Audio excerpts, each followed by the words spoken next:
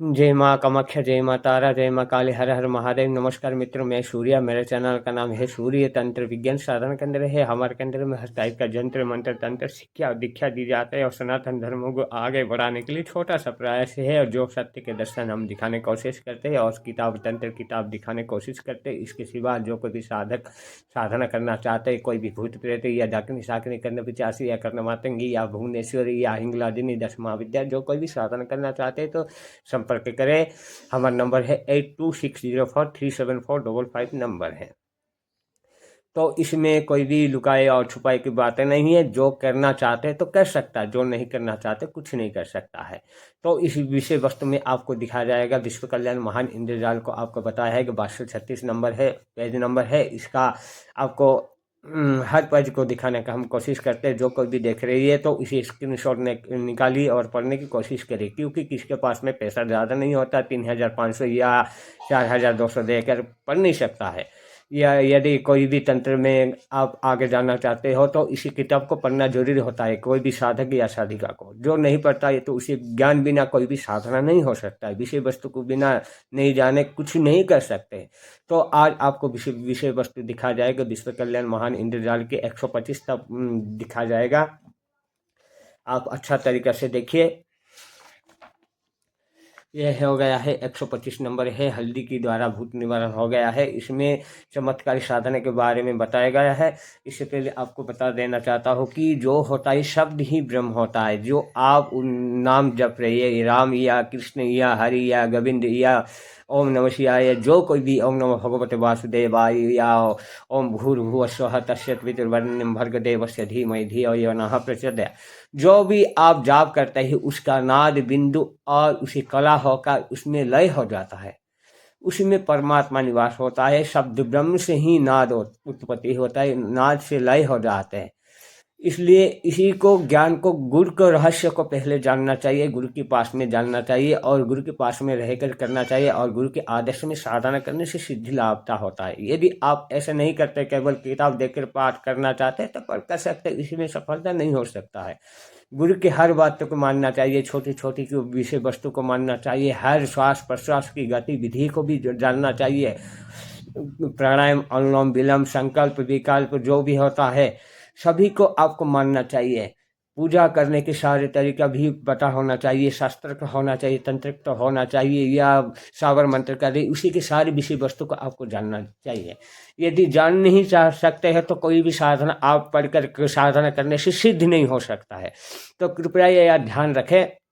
तो आप साधना करने बैठे हो तो आपको बताया गया है कि 125 नंबर है, बताया गया है इसमें साधना चमत्कारी साधना विषय वस्तु लिखाया गया है। इसे स्क्रीनशॉट निकालिए, आप पढ़े, अच्छा तरीका से पढ़िए।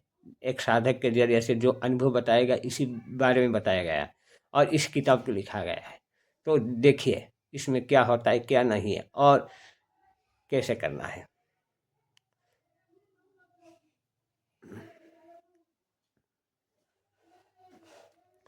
तो आपको बताने वाला हूँ, स्किप ना करें, इधर उधर हो जाएगा तो आपकी समझ में नहीं आ सकता है। तो आज का टॉपिक होता है चमत्कारी साधनाएं। साधना क्या है? 3 अक्षर में बना ये शब्द अपने भीतर अनेक चमत्कार रहस्य रखता है। मतलब होगा ये साधना। इन 3 अक्षर से भीतर में ही जो शब्द अपने भीतर में रहता है उसके भीतर में बहुत सारे रहस्यमय गुणमय रहता है, छुपे के रहता है। साधना के द्वारा क्या नहीं हो सकता है? साधना के द्वारा क्या नहीं हो सकता है? साधना मतलब जो साधना करता है उसके द्वारा सब कुछ हो सकता है। साधना के द्वारा क्या नहीं हो सकता है? सवाल पूछा गया। सब कुछ हो सकता है। साधक क्या नहीं पा सकता है? सही से बताया गया है। साधक साधना करने के बाद में सब कुछ पा सकता है। क्या नहीं पा सकता? सब पा सकता है। आवश्यकता केवल इस बात की है कि वो साधना का आयोजित जो आयोजन उचित प्रकार से करें। जो है साधना की विधि विधान बताया गया है उसी के अनुसार ही आपको साधना करने से होता है। खेद का विषय है कि आजकल का साधक केवल घंटों में ही सिद्ध प्राप्त करना होता है। इस जो है लिखा है वो बताया कि उसका दुख का कारण है या खेद का विषय है बताया गया है। आजकल नौजवान जो ये साधक या साधिका कुछ घंटा में साधना करके 1 घंटा में साधना करके सिद्ध करना पाते हैं चाहते हैं, परंतु कब ऐसा नहीं होता है। साधना का मतलब होता है ये कुछ मंत्र को जो गुरु की वाक्य के प्रति छोटे छोटे विषय वस्तु को ध्यान रखकर उसी की गुरु के बताए अनुसार आप साधना करना चाहिए। ये 41 दिन ही, कम से कम 41 दिन और या 60 डे या 90 डेज या 108 दिन या 1 साल या 3 साल या 5 साल या 12 साल तक ऐसा साधना करता है। ऐसे कि मच्छेंद्रनाथ है गुरु प्रमाणित है, गुरु मच्छेंद्रनाथ है, गुरु दत्तात्रेय मच्छेंद्रनाथ है, गुरु गोरखनाथ है, गुरु नाथ है, गुरु का कालीपनाथ है, बहुत सारे नाथ संप्रदाय है, बहुत सारे सिद्ध भक्त भी है। तो इसका फल ही उसके मिलता है। तो बिना समय में कुछ नहीं हो सकता। इसमें सिद्ध सिद्ध जो सही सही बातें बताया गया है। साधना और सिद्धि का चोली दामन का साथ है। साधना और सिद्धि दोनों का चोली मतलब होता है साधना और सिद्धि का चोली दामन का साथ है। इसमें दोनों ही परिपूरक होता है, उसी को छोड़कर नहीं रह सकता है। जो साधना करता है उसको ही प्राप्त होता है। इसमें लिखा गया साधना के अभाव में सिद्ध केवल कल्पना है। जो साधना नहीं करता है केवल उसके सपने के बराबर है और उसके सिवा कुछ नहीं है। अगर सिद्ध ना हो तो से क्या लाभ होता है। जो साधना नहीं करता है तो कैसे सिद्ध होगा और उसमें क्या लाभ भी हो सकता है, कुछ नहीं हो सकता है। इसलिए जो कोई भी साधक साधिकाएं माता पिता साधना कर रहे हैं तो उसे लगन श्रद्धा विश्वास आस्था के और भक्ति के साथ में करना चाहिए, गुरु की आशीर्वाद को मानकर छोटे छोटे विषय वस्तु को। तो इसमें बताया गया है साधना का समय से पहले समय से बांधना अनुचित है। साधना को समय से बांधना अनुचित है, मतलब इसमें बांधना का अनुचित है, मतलब है जिस समय में आज्ञा दी गया है उसी का अनुसार ही करना है। बांधना है तो ये वर्ड हो गया, गलत हो गया है। साधना अनुचित होता है, साधना के समय से ही साधना करना अनुचित होता है। मतलब जो समय होता है उसी समय को छोड़कर दूसरे समय में करने से नहीं होता है। साधना के काल में साधक केवल इतना ही ध्यान रखे कि समय कितना ही लग जावे पर सिद्ध अवश्य प्राप्त होनी चाहिए। मतलब जो साधना करता है साधना काल से ही जो साधक ध्यान रखना चाहिए कि जो जितना भी समय लग जाए परंतु उसे सिद्ध करना आवश्यक चाहिए। मुझे अपने एक साथी नरेंद्र सिंह संगवान की एक याद आती है। उसका जो है साथी है, सहचरी है, बंधु है, उसका एक याद आ गया है उसे जो लिखा है। तो जो उन्होंने मुझे एक साधना के मध्य बतलाई थी। मतलब उसे एक साधना की विषय वस्तु बताया है जो कि उत्तराखंड में एक महात्मा थे जिनकी प्रबल इच्छा मंत्र साधना की थी। उत्तराखंड में एक महात्मा थे जिनकी प्रबल इच्छा उत्तराखंड में एक महात्मा साधक था जो कि उसका प्रबल इच्छा था कि तंत्र साधना करने के लिए। तो वो अप्सरा मेनका के साक्षात करना चाहते थे। वो जो उत्तराखंड जो महात्मा था उसकी तंत्र साधना करके मेनका को दर्शन करना उसका लक्ष्य था। उन्होंने 40 दिन तक कठोर साधना संपन्न की, 3 लाख से ऊपर मंत्र जाप किया पर उन्हें कोई अनुभूति नहीं हुए। इस कारण उन्होंने साधना को आगे चालू रखने का विचार त्याग दिया है। मतलब जो है जो साधक था उत्तराखंड के उसका इच्छा था कि तंत्र क्षेत्र में बढ़कर उसी के अप्सरा का साधना का साक्षात दर्शन पाए है। उन्होंने 40 दिन तक साधना किया, कठोर साधना किया है, 3 लाख से ऊपर मंत्र जाप किया है, उसे कुछ भी अनुभूति नहीं हुआ। तो वो साधना आगे चालू करने के लिए जो त्याग कर दिया है। तो अचानक उन्होंने गुरु भाई जा पहुँचे हैं और पूछा क्यों भाई साधना क्यों छोड़ दिया है। उसका समय है, उसका गुरु भाई पूछा है कि साधना छोड़ने के बाद भाई आप क्यों साधना छोड़ दी? तो महात्मा ने बड़े टूटे मन से कहा है, उसका मन टूट गया था। उसे कहा है, भाई मंत्र तंत्र सब ढोंग है, बकवास है, बताया गया। मतलब है कि तंत्र मंत्र सब ढोंग है, इसमें बताया गया। नीरा पाखंड है, ये सब बकवास, ये तंत्र मंत्र कुछ नहीं होता है। 3 लाख जाप करने के बाद भी मुझे कोई अनुभूति नहीं हुई है, बताया गया। तो गुरु भाई ने समझाया, संभव है आज की साधना से सिद्धि प्राप्त हो जाए। तो उसका गुरु भाई उसे अच्छा तरीका सब समझाया और बताया कि संभव है कि आज के समय में आपको साधना भी सिद्ध हो जाएगा। शायद आज ही साधना की और 1 सप्ताह बाद सिद्धि को प्राप्त किया, ऐसा भी हो सकता है। शायद उसने कहा कि इस साधना 1 हफ्ता भी पूरा हो सकता है, ऐसा भी हो सकता है। वास्तव में कोई बार सफलता अगले ही क्षण मिलते हैं। वास्तव में जो भी साधना करता है, कई बार होता है कि साधना करने से भी छोड़ देते हैं, तो उसका आगे में 1 सप्ताह या 2 सप्ताह में भी हो सकता है, इसमें बताया गया। वास्तव में कोई बार सफलता अगले ही क्षण में मिलने वाली होती है और दुर्भाग्य से हम रुक जाते हैं। और जिसके कारण है कि हम जो है 40 दिन या 40 दिन वो साधना किया है, साधना करने के बाद में उसका मन टूट गया है और उसे कुछ भी अनुभूति नहीं हुआ है। कठोर साधना करने के बाद भी मन टूट गया है, उसका बाद में वो गुरु भाई आ गया। जो कोई भी साधना करता है उसका मन वो ही जान सकता है, उसके सिवा कुछ नहीं है। और ऐसा भी हो सकता है आपने 41 दिन किया है और 60 देर में भी या 108 दिन में भी आपका साधना में अनुभूत हो सकता है। इसमें बताया कि 1 हफ्ते में भी आपका अनुभव हो सकता है कि अब तो आप साधना छोड़ दें तो आपका दुर्भाग्य है। उसी के बीच में जो भी होता है उसे चालू रखना चाहिए, साधना को छोड़ना नहीं बताया गया। जो साधना करते हैं साधक बार बार साधना कर देते हैं, ये साधना करने के बाद उसे छोड़ देता है, उसे कुछ भी अनुभव नहीं होता है, ऐसे गलत होता है। क्योंकि साधना करते हैं तो लगातार साधना करना चाहिए, आगे चालू करना चाहिए जब तक सिद्ध प्राप्त ना होता है तब तक।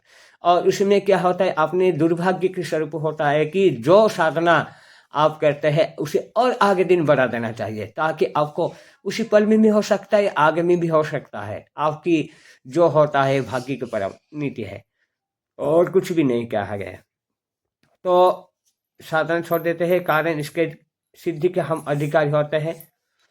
भाग्य दुर्भाग्य के कारण साधना छोड़ देते हैं। जो साधना करके मन टूट गया तो उसके बाद में आ जाता है, इस क्या लिखा, इस कारण जिस सिद्धि के हम अधिकारी होते हैं उसे अनजाने में ही वंचित हो जाते हैं। अब जो सिद्धि के लिए प्राप्त करते हैं और वो आप साधना में रुक गए तो आपका दुर्भाग्यवश हो कि आप साधना में आप सिद्धि नहीं पाए, तो आपका उसी ज्ञान के अनजान में ऐसे वंचित हो जाता है और कुछ भी नहीं है, अनजान में ही वंचित हो जाते हैं।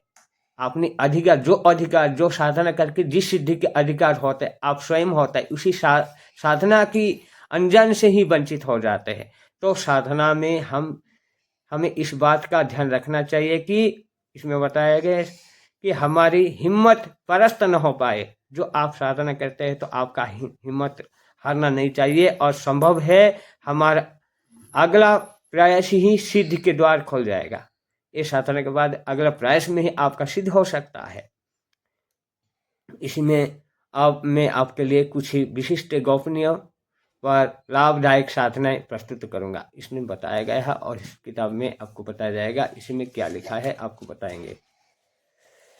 तो आपका हो गया है 125 नंबर हो गया कि जो कोई भी साधक साधिका माता पिता भाई बहन इसमें साधना करता है तो विषय वस्तु को जानना चाहिए। जो भी साधना करता है लगातार कंटिन्यू साधना करना चाहिए, क्योंकि आप साधना बीच में छोड़ देते हो और अपने मन चाहे साधना करते हो और इसमें गुरु की अवज्ञता उसी के उचित के नियम की नहीं जानते हो, कुछ नहीं जानकर अब साधना करते हैं तो साधना सफलता नहीं होता है। तो गुरु की अनुसार या आदि ओझा की या ज्ञानी की या तांत्रिक के जरिया से आप साधना करना चाहिए। उसी के बताए अनुसार यदि आप साधना सही ढंग से सही रीति से और संकल्प रीत होकर आपको 41 हो गया कुछ भी अनुभूति नहीं हुआ तो या और एक हफ्ता या 15 दिन और 41 दिन बढ़ा दो, आपका कुछ नहीं होगा। समय आपको धैर्य रखना पड़ेगा और धैर्य के साथ में आपको भीतर में ऐसा दृढ़ता रखना चाहिए और तन मन धन को धैर्य के साथ में आपको काम करना चाहिए, तो तभी सफलता होता है। इसमें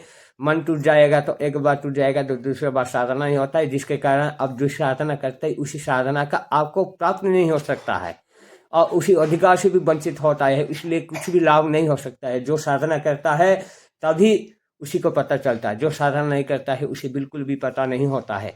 तो आपको बताया गया है चमत्कार साधना के विषय वस्तु में जो भी कहता है उसकी इसमें इसे कहा गया है। इसमें जो एक सप्ताह है मेनका की साधना की है, इसी किताब में मेनका की साधना भी दी गया है।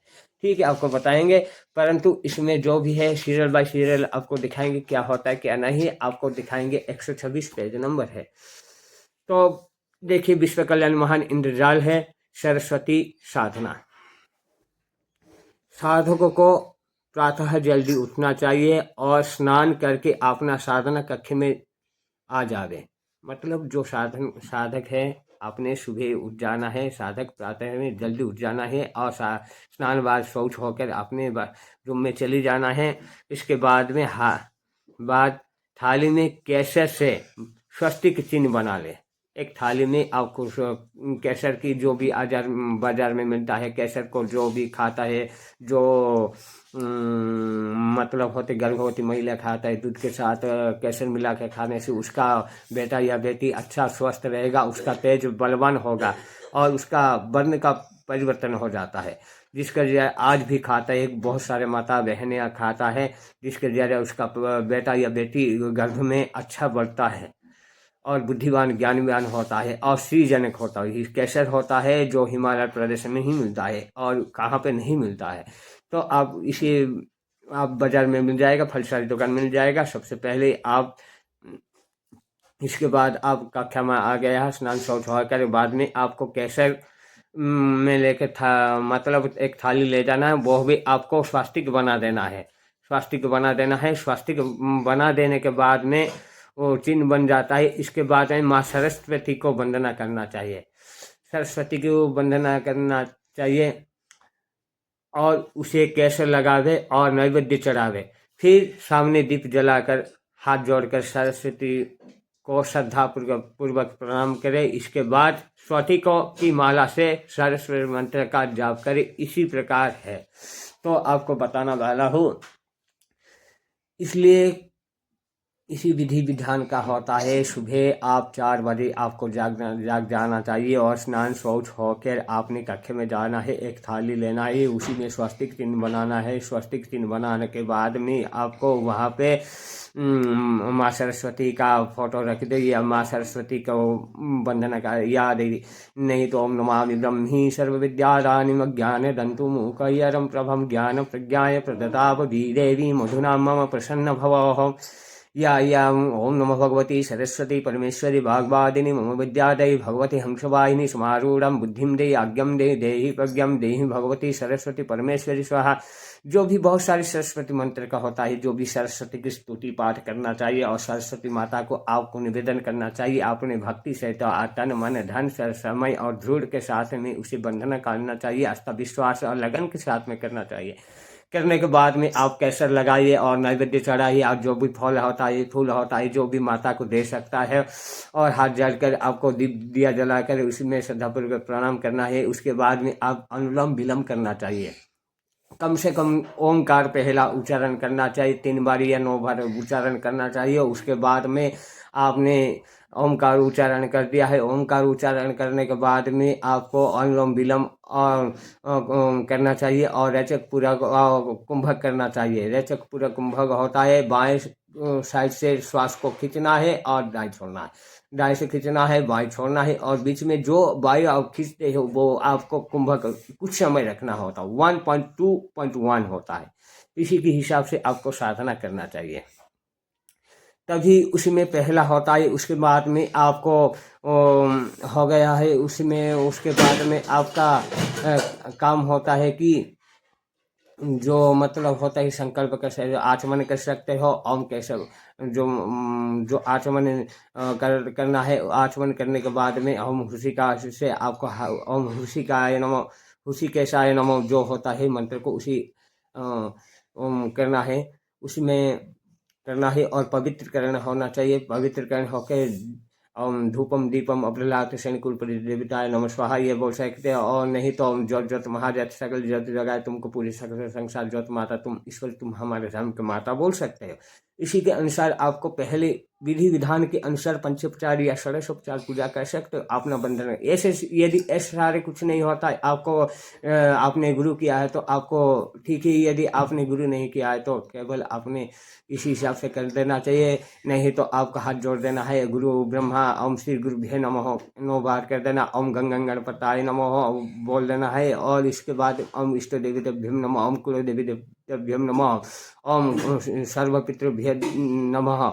और उसके बाद में आ जाता है और स्थान देवी देव्य नमो ओम कह देना है। भैरव और माता की नाम लेना चाहिए, नवग्रहों के नाम लेना चाहिए। उसके बाद में आपका आ जाता है जो कोई भी साधना करते ही आदि गुरु मंत्र दिया है तो एक माला जाप करना जरूरी होता है। यदि आप गुरु गणेश इष्ट कुल पितृस्थान देवी देवता आदि को आप पूजा पाठ नहीं करते हो साधना में सफलता कभी नहीं होता है। इसलिए तंत्रिक विधि विधान से है। यदि यह शंकराचार्य या कोई भी विधि विधान वैदिक नियम अनुसार होता है तो आपको पहले गणेश भास्कर विष्णु शंकर चंडी पंच देवताओं की ही पूजा की जाती है। गणेश भास्कर विष्णु शंकर चंडी पंच देवता दासम तासम पूजा विधेयत सकल मंत्र उपासना ऐसे होता है। इस तरह मंत्र को विधि विधान होता है, बहुत सारे क्रियाएं होता है। ये होता है यजुर्वेद की कांड के पुरोहित कर्मकांड में बिहारी कर्मकांड में बहुत सारे विधि विधान दी गया है, आप पढ़ सकते हो। तो तंत्र में ऐसा नहीं होता है आपको कुछ नहीं हो याद होता है, कुछ भी आपको सहारा नहीं हो दिन रास्ता कुछ नहीं होता है। यदि सरस्वती साधना करना ये श्रद्धा विश्वास आस्था रखते हो तो शिव जी को और गणेश जी को आपको पहले आपको गुरु बनाकर इसमें छोटे छोटे विषय को करना चाहिए। क्योंकि इसे उग्र रूप में करेगा तो गुरु के साथ में करना चाहिए और ध्यान मान कर करना चाहिए और गुरु गुप्त और लुप्त विषय वस्तु को प्रकाशित करने की देगा। और ध्यान रखना ही जो भी साधना करते हो तारा शुद्धि और चंद्र शुद्धि की शुद्धि ये सब देखना विशेष होता है। किन से दिन करना है, अच्छा दिन करना है कि ये दिन करना है और तो करना ध्यान रखना है। इस माता सरस्वती साधना तो गुरुवार बहुत अच्छा होता है, नहीं तो रविवार होता है और बुधवार भी हो सकता है। क्योंकि ज्ञान उदय के समय में ही साधना करना चाहिए, तभी अच्छा होता है, प्रतिफल होता है। तो जो कोई भी करता है उसी अनुभूत होता है, जो साधना करता है उसी अनुभूत होता है। और जो कुछ भी नहीं करता है उसे कुछ भी मिल नहीं सकता है।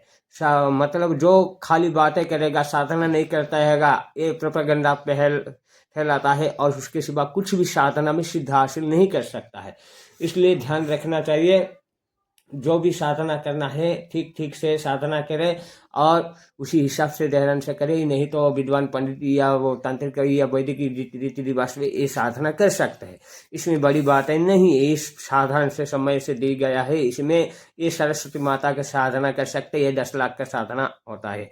तो आपको ऐसा करना चाहिए। यदि आपको कुछ नहीं होता है, आप विद्यार्थी हो तो आपके लिए कोई भी गुरु को आपको प्रयोजन नहीं है, तभी आपको केवल आप गुरु ब्रह्मा गुरु विष्णु गुरुदेव महेश्वर गुरु साक्षात परम ब्रह्म तस्मै श्री गुरुभ्यो नमः ऐसे बोल देना है। बोल देना कि ओम श्री गुरुभ्यो नमः ओम गंगं गणपतये नमः ओम श्री इष्ट देवतेभ्यो नमः ओम कुल देवतेभ्यो नमः ओम सर्वेभ्यो पितृभ्यो नमः ओम स्थान देवी देवतेभ्यो नमः ओम नवग्रहभ्यो नमः ऐसे बोल देने के बाद में इस मंत्र को आप हाथ जोड़कर इसे साधना करना चाहिए।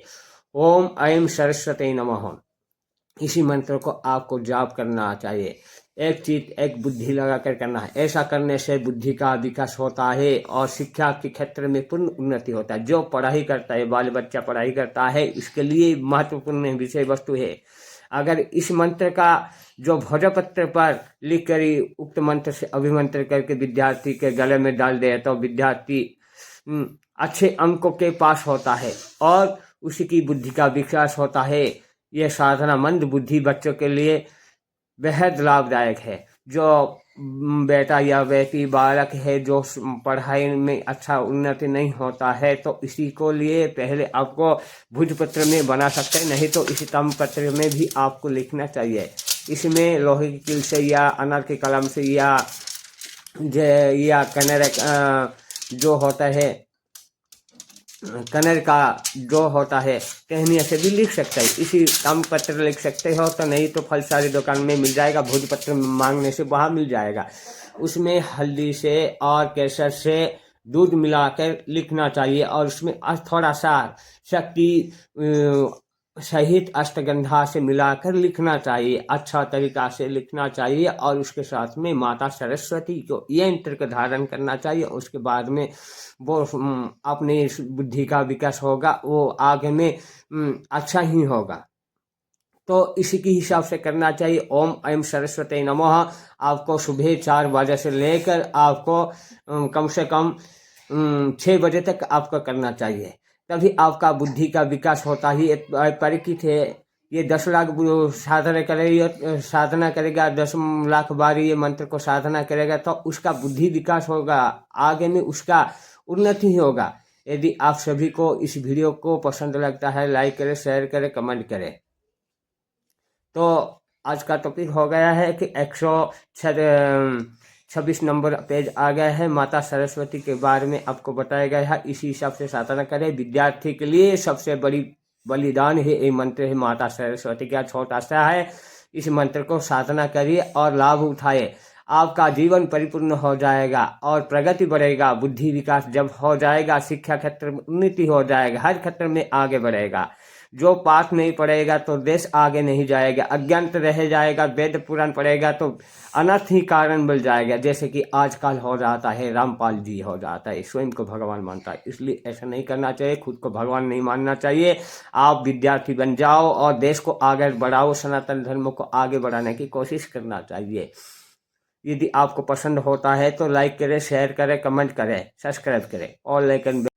तो आपने सभी देखा होगा कि माता सरस्वती की साधना के बारे में आपको बताया गया है। और 10 लाख मंत्र जाप करेगा तो आपका भविष्य उज्जवल हो जाएगा, पढ़ाई के आगे बढ़ेगा। जब तक आपका पढ़ाई के आगे नहीं बढ़ेगा, प्रगति नहीं होगा, बुद्धि नहीं विकास होगा, शिक्षा क्षेत्र में उन्नति नहीं होगा। जब बुद्धि विकसित हो जाएगा तो विद्या पढ़ने के बहुत सारे काम कर सकते हैं, जिसके जरिए से सनातन धर्म को आगे बढ़ाने की कोशिश भी करेंगे। और यदि आप विद्या कुछ भी नहीं होता है तो वेद पढ़ने से कुछ भी नहीं कर सकते, उल्टे ही कर सकते। जैसे कि रामपाल जी स्वयं को भगवान मानते हैं, इसलिए आपको खुद को भगवान नहीं मानना चाहिए। जब तक धान की गाछ में धान फल जाता है वो नीचे ही झुक जाता है। कोई किसी को निंदा नहीं देते, हम किसी को निंदा देने के प्रयास नहीं करते हैं, केवल आपको समझाने के लिए कोशिश करता है। इसलिए आपकी बुद्धि में ज्ञान प्रवेशित हो गया है, विकसित हो गया, तो आप शिक्षा क्षेत्र में उन्नति कर सकते हैं, हर विद्या में माहिर हो सकते हैं। जब तक माता सरस्वती आपकी कंठ में निवास नहीं करता है तब तक आप कुछ भी नहीं कर सकते। इसलिए माता सरस्वती की साधना करें। और जो भी यदि आप इसी यंत्र को आप यदि इस मंत्र को लिखे, मंत्र लिखने के बाद में इसी यंत्र होता है, उसी यंत्र को आपको प्राण प्रतिष्ठित करना है। और इसमें होता है स्फटिक माला या स्फटिक की माला के जरिए से इसी साधना करना होता है। यदि माला से नहीं करना चाहता है तो 1 घंटा 4 बजे, सुबह 4 बजे ये स्नान करके कम से कम 1 घंटा या 1.5 घंटा तक आपको साधना करना चाहिए। और मन को एकाग्रित रखना चाहिए। जब तक मन एकाग्रित नहीं होगा, जागृत नहीं होगा, कोई भी साधना में सफल नहीं होता है। इसलिए मन को साफ रखे और उच्च कोटि को साधना करें। ये छोटा सा मंत्र है परंतु और विशाल है, छोटा सा बड़ा जहरीला होता है। जो साधना करता है उसी ही एहसास होता है, जो साधना नहीं करता है उसे कुछ भी एहसास नहीं होता है। इसलिए जो कोई भी यंत्र बनाते हैं इसे प्राण प्रतिष्ठा प्रवृत्ति से करे। और यदि आपका प्राण प्रतिष्ठा करने की विधि विधान नहीं होता है तो मेरे वीडियो को देखिए, उसी हिसाब से करें। यदि आपको पास में कुछ नहीं है, इस मंत्र को प्राण प्रतिष्ठा यंत्र लेना चाहते हैं, उसकी मंत्र के साथ में लेना चाहते हैं, तो आपको उचित हिसाब से शास्त्र विहित या तांत्रिक विधि विधान से आपको प्राण प्रतिष्ठा करके दी जाएगा। या माला, गुटिका, मुद्रिका, कवच लेना चाहते हैं तो ले सकते हैं। आप विद्यार्थी के लिए इसमें बहुत सारे उपयोग हो सकता है। स्फटिक माला के साथ में आपका सभी मिल जाएगा, सारी चीज़ मिल जाएगा। हमारा नंबर है 8260437455 नंबर। जो कोई भी साधक करना चाहते हैं, माता सरस्वती की कृपा हो जाएगा तो आगे में सब कुछ उन्नति होगा। जब तक ज्ञान नहीं होगा, कोई भी वेद पुराण तंत्र साधना में उन्नति नहीं हो सकता है। वाक शक्ति आ जाएगा, आपने 10 लाख या 12 लाख आप जाप ने कर दिया तो आप जो भी बोलेगा वो सो होगा। परंतु ध्यान रखना चाहिए, किसी को बुरा नहीं करना चाहिए। जो बुरा करेगा बुरा ही हाल होगा। ये विद्यार्थी के लिए अल्प मात्रा में 1 घंटा रोजाना या आधा घंटा या 1 घंटा इसे जाप करेगा तो बुद्धि बुद्धि विकसित हो जाएगा। मंद बुद्धि लोगों के लिए साधन करने से अच्छा होता है। मंद बुद्धि बालक पढ़ने से लोगों की इसी यंत्र को धारण करेगा। जो कोई भी माता पिता साधक साधिका है, अपने घर में ऐसा बेटा बेटी है तो उसी को सुरक्षित करना है, ज्ञान को विकसित करना है, उसे धारण करिए, उसे इसी मंत्र को साधना करने की कोशिश करें ताकि हम हमारी या आपकी जो भी बेटा बेटी है हमारा सब ही है। इसलिए उसका बुद्धि विकसित होगा तो आगे में अच्छा ही होगा। जब तक बच्चा पाठ नहीं पढ़ेगा देश आगे नहीं बढ़ेगा। इसलिए ध्यान रखिए, इस मंद बुद्धि के लिए साधना दी गया है। एक बेटा बेटे के लिए साधना की विषय वस्तु है, वो साधना करे। बड़ा बड़ा भी मुनि ऋषि भी बन सकते हैं। इसके जरिए से बहुत सारे छुपे हुए ज्ञान को भी प्राप्त कर सकते हैं। और गुप्त रहस्य विषय वस्तु को जानना है तो हमारे नंबर पर संपर्क करें। हमारा नंबर है 8260437455। 8260437455 नंबर है। यदि आप सभी को पसंद आता है तो लाइक करें, शेयर करें, कमेंट करें और सब्सक्राइब करें और लाइकन बेल को आप क्लिक करें ताकि आपका बहुत से और गुप्त या राज विद्या है आपको बताया जाएगा। जो इसमें बताया गया उसी के हिसाब से ठीक है, परंतु मैं जो जिस तरह कहना चाहता हूँ उसी साधक के लिए और उच्च कोटि साधना करने के लिए इसे बताया गया है। ताकि मैं यदि इस जन्म में मर गया या कोई कीट पतंग हो गया, कोई 84 लाख योनि में भटक कर फिर से आ गया तो इसमें कोई भी मुझे भी मिल सके, इसलिए कोशिश करता हूँ। यदि ऐसा कुछ नहीं होता है तो ईश्वर की दया होता है, सब कुछ हो सकता है। यदि आप पसंद करते हैं तो लाइक करें, शेयर करें, कमेंट करें और लाइकन बेल को क्लिक करें ताकि आपकी हर विद्या पढ़ने की सफलता होगा। जय माँ कामाख्या, जय माँ तारा, जय माँ काली, हर हर महादेव।